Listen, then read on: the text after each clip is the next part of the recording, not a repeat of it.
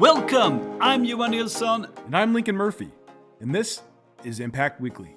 We're here to help you make your customers successful. Each week, we answer your most pressing customer success management questions by relying on our years of experience with companies around the world. Let's get this going.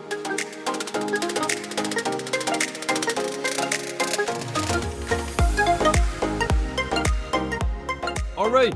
Hello, friends. Welcome back to another episode of Impact Weekly. We have a new question, and let's get into that one. So, this person said the following. I'm getting tired of always having to postpone my meetings and projects with my customers. What am I doing wrong here? Okay. And a super question, right? And I think something we all can relate to when we're working with customers, when we're in customer success. And there's, as usual, a question has layers, right? And we want to dig into those. And I think to start off with here, of course, this is an excuse, right? Or most likely there is excuses here for why this person will not get the meeting with the customer. And I think sometimes we forget that, and we kind of, or as in this question, they're also like stepping back or allowing this to happen and so on. So I think that's what we want to approach here today. For sure. I mean, this is absolutely something we all have dealt with or deal with. So yeah, this is a really important question. Yeah, and I think a lot of times also to make why this is such an important thing to address, it's that a lot of our ambitions, if we don't manage this, we kind of lose our ambitions, all the things we want to do with the customer, because we won't even get through the gate here to present them and talk to the customer and so on. So I think that's why it's really important to address this question, actually. Oh, I like the use of the terms for ambitions there. I mean, we have things that we want to accomplish with the customer. We want them to accomplish, and when we're not meeting, those things are not being accomplished. That's pretty simple, right? We're not meeting, things aren't getting done. But yeah, to your point, like, what's going on here? Yeah, and what what can the scenarios be here? From the customer's point of view, why will they not take these meetings, and why are they delaying the projects? Well, I mean, generally speaking, in my experience, if customers are not coming to meetings, so your point of contact, whomever you're supposed to be meeting with is either no showing, canceling, rescheduling, just ghosting you when you make a request for a meeting, whatever that looks like. I mean, the bottom line is the meeting, or in this case, also the projects, they're just clearly not the customer's priority. That's right. I mean, that's all that's it. Now, the reason for that, that's what we can really dig into. But I mean, I think that's a realization we need to make. For whatever reason, our customer does not see this as a priority, and that's clearly a problem. Definitely, and I mean, through all our training programs with all the customer success managers we meet, I think, I mean, one of their biggest struggles is this: the customer is ghosting me, or I'm not getting a response. So I think it's actually a huge part of the job to solve this and to get through here. Yeah, it is. Like that's like probably, one of the main things a CSM does, right? Is just trying to figure out how to get a customer to respond to an email. Like that's, I don't know if that's what I don't know if you're a CSM, I don't know that that's what you signed up for, but here we are. Yeah. Maybe we should also like elaborate a little bit on what type of objections is there the customer can come with. I mean, in this case, they seem to postponing, but there's variations to that as well, right? Yeah. I mean, again, if you go back to, we talk about positioning a lot on this show, because it's it's so important that as a CSM that you are positioned correctly in your customer's mind. So positioning is just from the customer's point of view, why do you exist in their world? Like, why are they Yeah. talking to you? Why are you constantly bothering them? Which right there, if that's how you're being perceived, then your positioning is wrong. So I think we have to kind of start there with just, are you positioning yourself correctly with the customer? Are others that, inside of your company positioning you correctly? And when we say correctly or incorrectly, we mean, are you being positioned as someone that is there to help the customer achieve their goals? Or are you just a problem solver or a product Mm. specialist or just their assistant? And those are the kinds of things that if that's how you're positioned, like if you're positioned as a problem solver, so and that happens a lot when you, and we cover this in our training, and we get a Yeah. lot of people saying, yes, this I can say that I have, after learning this, I can definitely see where I'm positioned as a problem solver.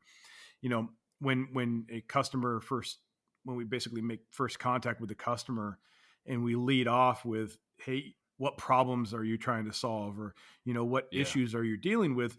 Right there, right out of the gate, we've positioned ourselves as a problem solver, which Mm. means later on, when we want to have a meeting with them, that is, to get them to take a particular action, to move towards a goal, to have a business review of some sort, where we're trying to really understand the progress they've made against their goals and kind of plan strategically. And the customer says, I don't need to meet, I'm good. Mm. It's like, well, wait a minute, what's going on there? I, no, we need to meet. But they're Yeah. like, I don't have any problems, so I'm Right. not going to meet with you because you're a problem solver. So this is one of those things where you're like, oh, how can it be bad to be seen as a problem solver? Well, that's it. If they don't have any perceived problems, they're not going to see that meeting with you would have much value. So there's Yeah. all of that comes down to just, are you being positioned, or are you positioning yourself in a way that makes the customer think that meeting with you, Mm. or listening to you in terms of like moving through this project, is that something that is going to be seen as valuable from their perspective, or is it going to be seen as something that they don't need to engage with you because you're, you know again, from their perception, Yeah. they don't see you as being valuable, at least right now. And that's a really bad place to be, because it's hard to deal with, and it's hard to know exactly what's going on there, also Mm. to know how you're being positioned incorrectly. But if people are ghosting you, they're not coming to meetings, that is a red flag, and it's a reason Yeah. to kind of take a step back and figure out, okay, have I been positioned incorrectly, and what can I do to fix that? Yeah. And like in the question here, also postponing. I think that's like the soft way of kind of avoiding someone. You keep postponing and moving things. So we shouldn't allow that to happen either, because that's going to hurt us as well in our jobs. So I think if you see a lot of postponing and moving, and I think that's maybe someone not wanting to meet in a nice way. So Right. we should be very cautious of that as well. Absolutely. And this, culturally, this is going to vary. um, that's actually something that happens quite a bit in the United States, um, which, there's a lot of sort of misperceptions about the US. Like, we would just, Yeah. you would think, well, US is kind of cold when it comes to business. It's like, just, it is what it is. Mm. If I don't want to meet, I'm just going to tell you. But it's not actually, it's not like that. There's a politeness, quote unquote politeness, Yeah. and you will see people playing games like this, and this does exist in other regions, other cultures, but you certainly see this a lot in the US, where it's like, um, I can't meet today. Let's just move it to, let's same time on Wednesday, Yeah. and then Wednesday morning you'll get an email saying, let's push it to next week. And you have to be aware of that. Look, somebody wants to do that once, no problem. They do it again, we need to intervene and say, I'm happy Yeah. to work around your schedule, but I worry that this is being deprioritized, and that's going to push you your timeline out, right? So Yeah. the objective that you told me. So here's a really important Yes. tactic. You have to uncover what we call discovery. Mhm. You have to go through the discovery process to uncover your customers' goals. Their, Yeah. a goal is their objective plus their time frame. We Mhm. need to know what they need to accomplish, and we need to know within what time frame they need to accomplish it, so we can try to get them to take actions, that are going to allow them to achieve that objective in that time frame. So if they say, I can't meet today, let's push to Wednesday. Say, okay, no problem. Wednesday comes along, they say, I can't meet, let's push to Friday. You would say, um, I'm okay with that, but this is going to start moving us a little bit further down, or a little bit too far or too close to the time for the end of the time frame that you Yeah. had said you needed to achieve this goal. And I'm worried that this is maybe being deprioritized, and I wonder if that deprioritization also comes with a change in time frame. If not, something's got to give here. So we need to Yeah. be not blunt in a negative way with our customers, but we need to be able to say, look, you're not going to be on track to hit your goal Yeah. if you keep pushing it out like this. So tell me, has the priority changed? Has your timing changed? If so, Yeah. fine. So that's why we really need to know what they're trying to accomplish when they're trying to accomplish it. So goal discovery is such an important aspect here. It is, and that's gonna get their attention really. Mm-hmm. So I think that's I mean, I think that's a big part of getting through, is to be on top of that, and to clearly communicate around that with your customer, because that's going to make, and that brings it back to a more I think a better, I mean, if you're not talking about the goal, it's just you chasing them for some detail here and there, uh, that's gonna make them avoid you.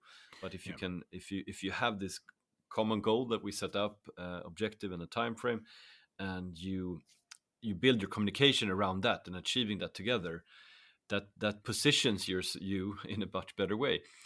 So both the goal discovery part, understanding what the customer is trying to do here, will help you in your positioning, and it will help you getting the attention of the customer, which is what we want here to achieve these things.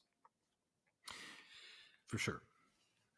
But let's if we don't have this goal, and we're trying to get the appointment or the meeting here to uh, to discover that. Right. Yeah. So how do we actually get the meeting if we don't know the goal, and we can't use that to try to get them to meet with us? Yeah. Well, so we can say essentially that we need to have this meeting so that we can sync on your business goals, so that I can make sure, and this is the secret Yes. part. Okay, this is the important part, so that I can make sure you're using our product in the most efficient way. Yeah. Um, if I just say let's sync on your goals, and I've been positioned in a way that makes me like a product specialist or Mm. just their assistant, they might think, nah, you don't need to know my goals. Like, that's not really, it's not really important to me to meet with you so that I can fill you in on my goals. Like, I don't have time for that. But if you say, if you can tie it back to the use of the product and Mm. making sure that they're using the product as efficiently as possible, or they're getting that they're basically going to be getting the most out of it, efficiently. So getting the most out of it with the least amount of work, or using the right product features and functionality. That's something that people will tend to pay attention to. It's like, okay, now I understand why you want to have this meeting. It's about me, and it's about Yes. achieving my goals. A lot of times, even if we're talking about goal discovery, we still position these things, we still talk about these things from almost a self-serving standpoint. Like, I want to know your goals, so I can do my job better, or I can help you use our product better. Mm. You have to be careful that it doesn't come off as just sounding really, well, self-serving. You want to make Yeah. it, always position it like, I want to make sure that you're using our product in the most efficient way possible to achieve your goals. Yeah. That's the difference. It's subtle, It it but it's is. important. It's hugely, yeah. And in addition, you can add some other things here as well to position yourself. I mean, like you remind me of another customer, another C level I work closely with. We set up this plan together. They had a similar, they have a similar business. They have a work in a similar industry, whatever it is. So use that leverage as well to position yourself and to also make the discussion and the meeting more interesting for the customer. Yeah. So you're talking about positioning. You're talking about using social proof, Yes. which is an incredibly powerful lever of influence that we have. Um, the interesting thing there is that also, just by positioning it, by presenting it the way you just did, you are also sort of tapping into authority positioning, because you're Yes. saying to the customer, look, I know what I'm talking about. Here's why I know what I'm talking about. I mean, here's an example of how Yeah. I have done this with other companies that are similar to yours, in similar situation, with a similar goal. So you're Mm. positioning yourself as an authority. You're using social proof. Like, there's so many, a lot going on in just that little, sort of the way that you phrase that, that can Yeah. really, can really get a customer's attention. And those are the things we have to understand. And we're recording this right after we finished. I think this was the third week of our Impact Academy, um, CSM training, and Yeah. we just covered this. We just covered positioning. We just Yeah. covered Yeah. psychology and principles of influence, and it's such an important part of, um, you know, understanding how humans behave, why they do what they do, and Mm. taking advantage of that in a positive way to get them to do what they need to do to be successful. And so all Yeah. these little tricks or hacks or whatever you want to call them, these are really just tapping into the way humans behave, and Yes. using that to our advantage, but to to our advantage to get the customer to do what they need to do to be successful. This isn't, using it for evil or anything like that. And we're not trying to get our customer to do something they don't need to do.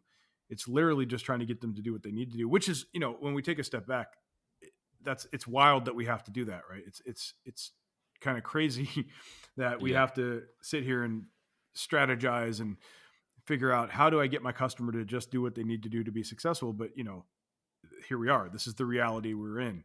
So customers don't always want to do what we want them to do. The other thing to understand, which is really critical, is, we have to sort of separate our customer, their their goal, their objective, and their time frame from the people that we're working with, in that are inside of our customer.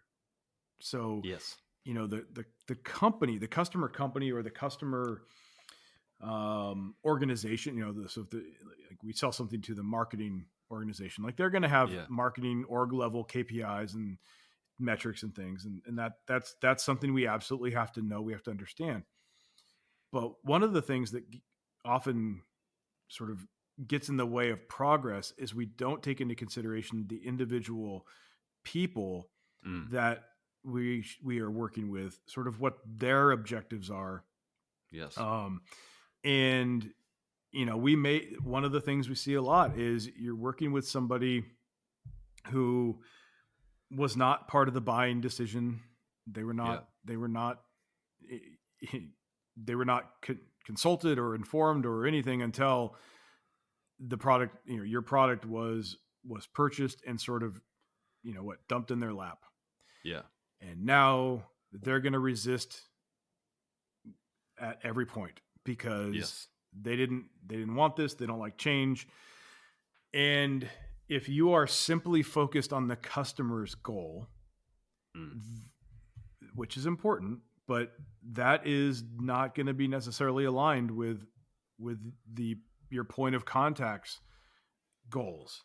So you really need, so part of that goal discovery is, let me understand this person that I'm working with. Yes. Like, okay, I understand this was given to you. You didn't want this.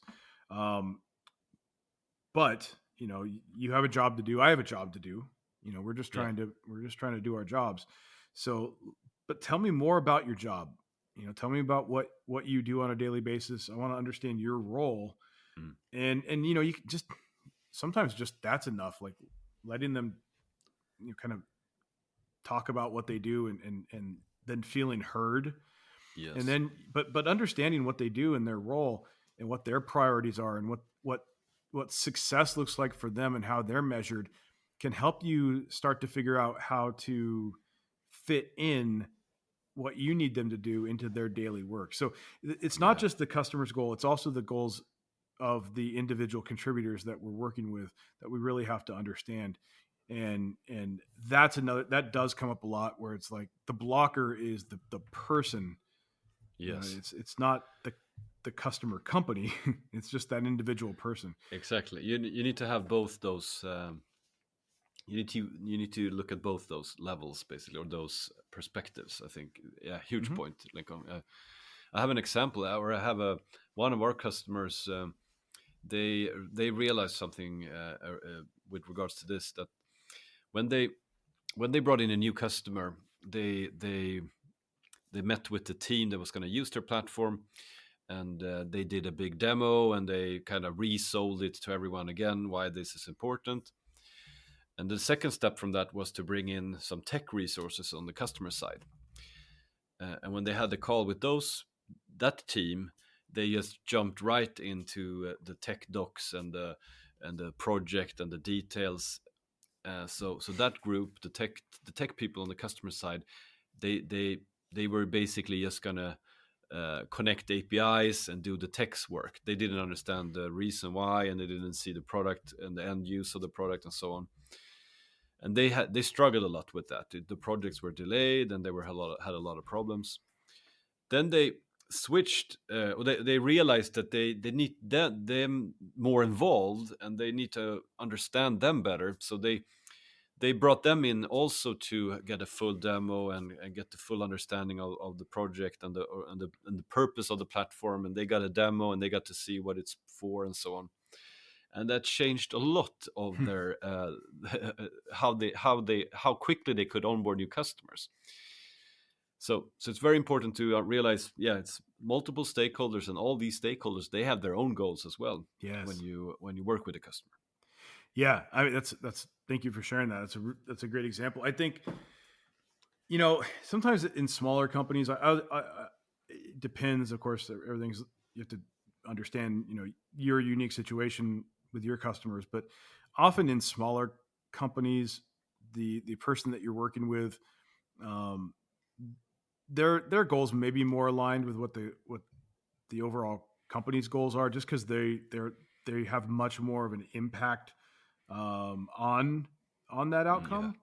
Yeah. But as you go into bigger companies, the individual contributors, no matter what they're told, they don't necessarily have the impact on the overall outcome. And so their goals are not necessarily super aligned with the company's goals. They really have more of a, their goals are about what how they look in their role. So their own sort of personal level of motivations. And again, as to your example, I mean, the more you can understand that, the better.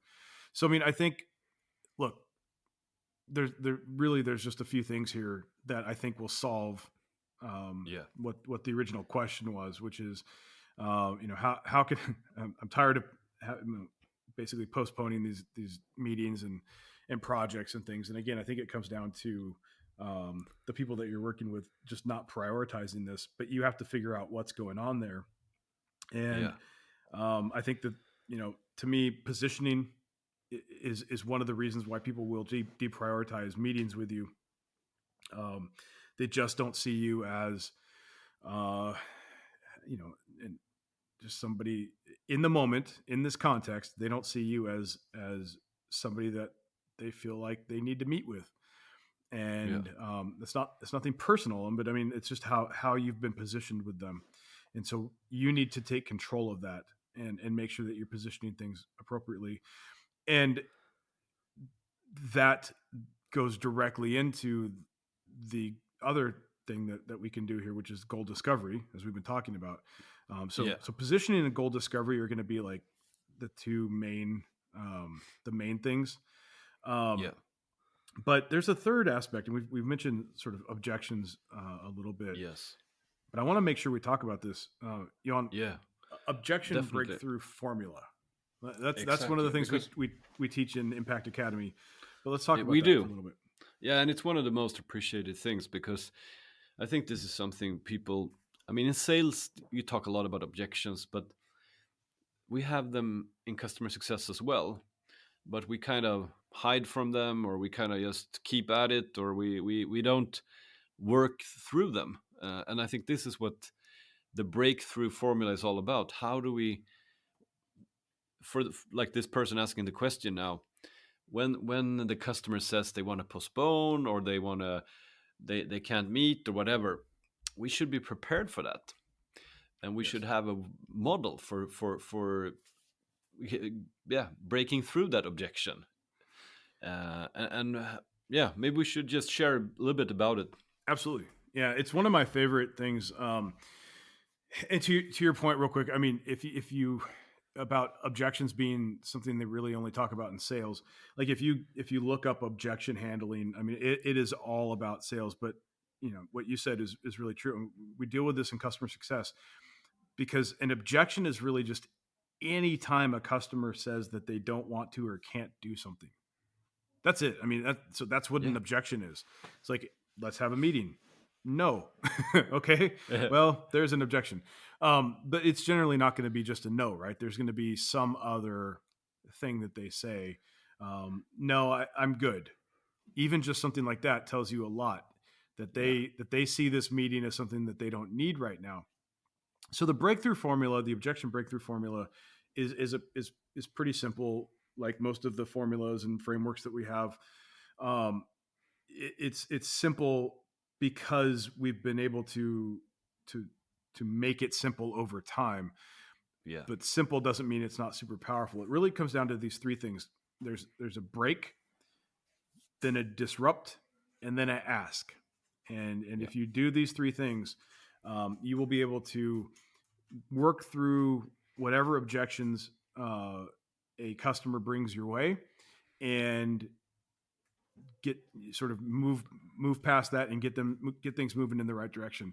So the break is probably the most interesting aspect here, and really what we want to do. So when somebody brings up something like an objection, as the CSM, or really just as a human, when somebody says something that they don't want to or they can't do something, we may actually have an emotional response to that, even in a B2B setting. Even if this is just our job, but we're humans, and just our job, quote unquote, that doesn't really it doesn't exist, right? I mean, we're invested in this work, and especially in customer success, where we really do care about the outcome.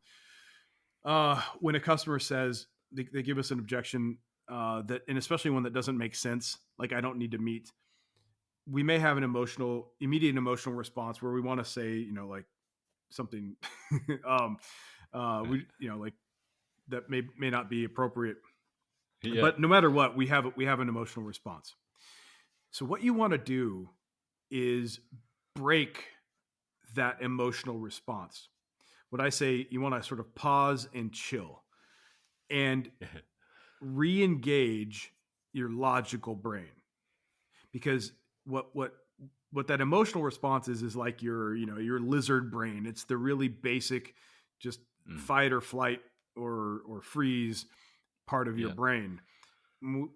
We need to give it a second for that to kind of cool off, and for our logical brain to re-engage.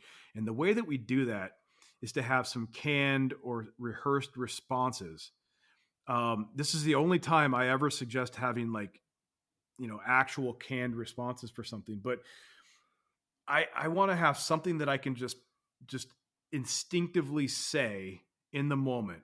So a customer says, I don't want to meet, or I don't need to meet, I'm good. You could say something like, I get why you might feel that way. Or would you help me understand? Or that doesn't make any sense. It's something just you can have a response. And these are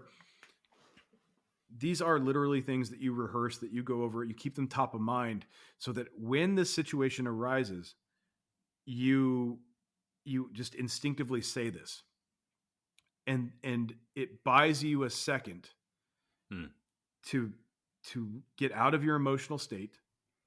Yep. Let your logical brain take back over, and then you can go in with you can now you're present and thinking, and now you can go on to the next step. But this break element, and again, we go into a lot more detail on that in our training examples as well.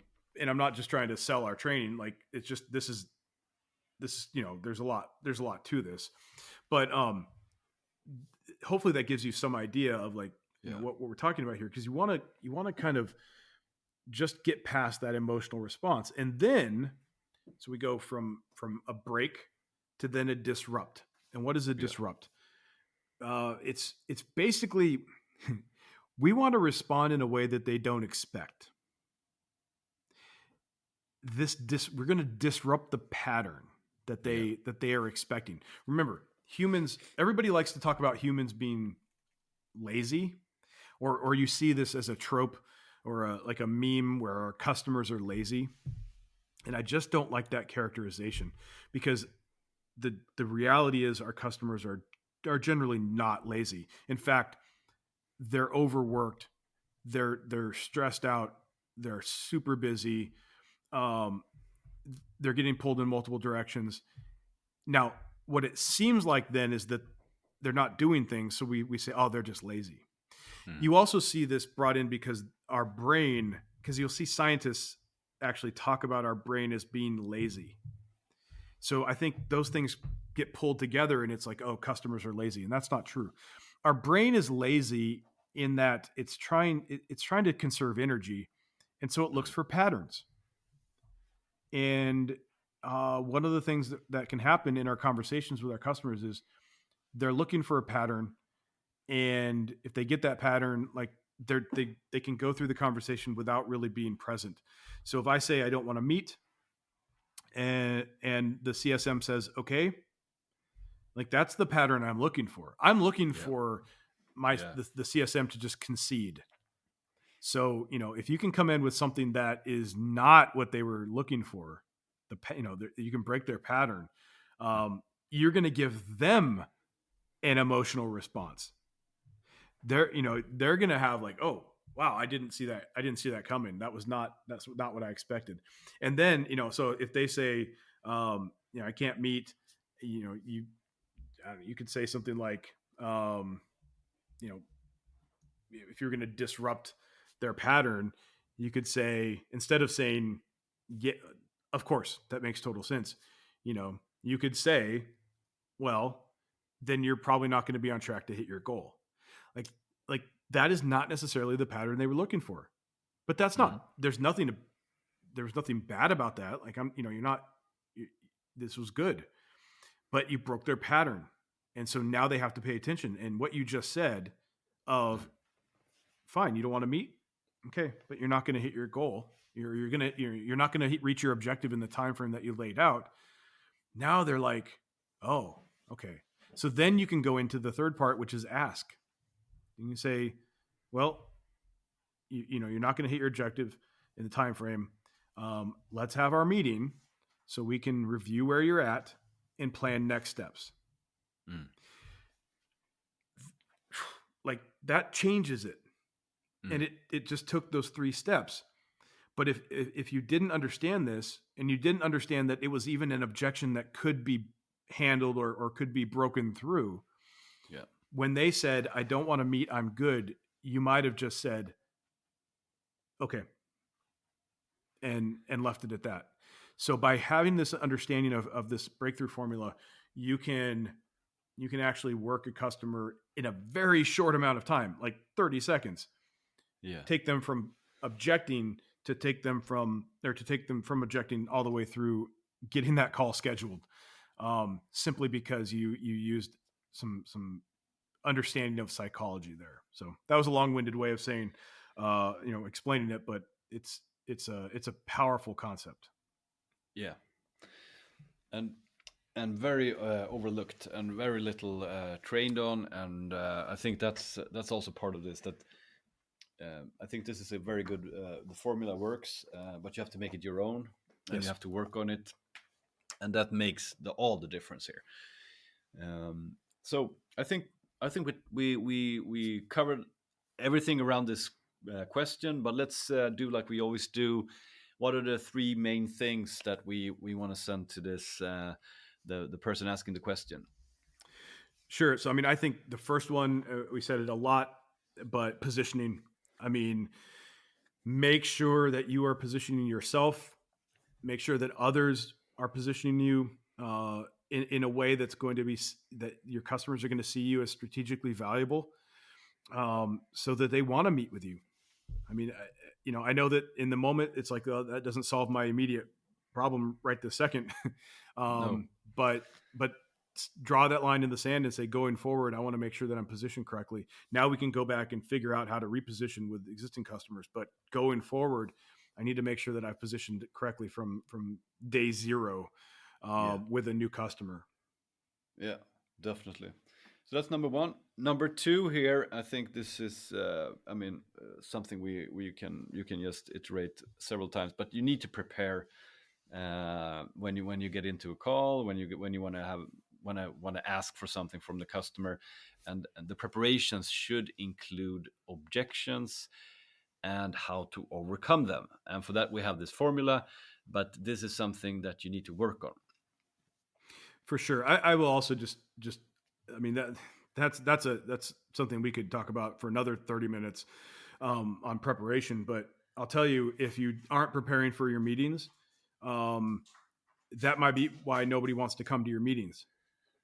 So Yeah. like being prepared is going to help you get them to come to your meetings. But also, if you're having meetings where you were unprepared, you're teaching them that you don't prepare for your meetings, and so why should they come, right? So being prepared is huge. Finally, the third one I would just say is objection handling. Learn it, make it something that it's just second nature. It's a skill like everything else. So I mean, it'll take some repetition and training and stuff like that, but you have to be able to overcome objections, because our customers, it seems like their job is to just throw objections at us. So we need to figure out how to get past those and break through whatever they're putting in front of their own progress, which is really what they're doing. That's the right way to view this. Awesome. So thanks everyone. And that's it for today. Hey, thanks for listening.